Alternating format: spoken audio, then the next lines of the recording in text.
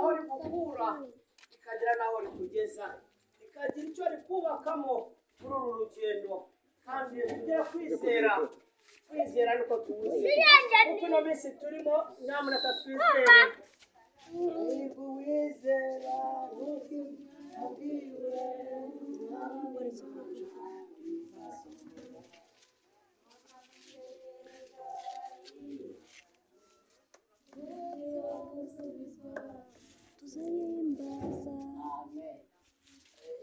Imana akubwiye utegereze wihanganye ko bizagira gute, ntabwo bizaza ejo mu gitondo.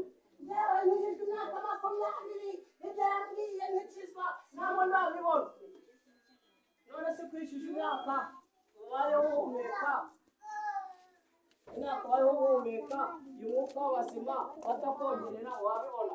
Ntakwizimba mu magambo.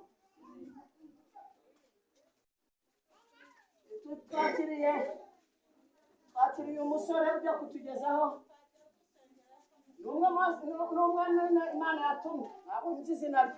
Turamwakiriye n'ijambo ry'Imana ry'urufunguzo, iminota tuvuganye Imana imuha umugisha, gusengera Imana abane mu ijuru.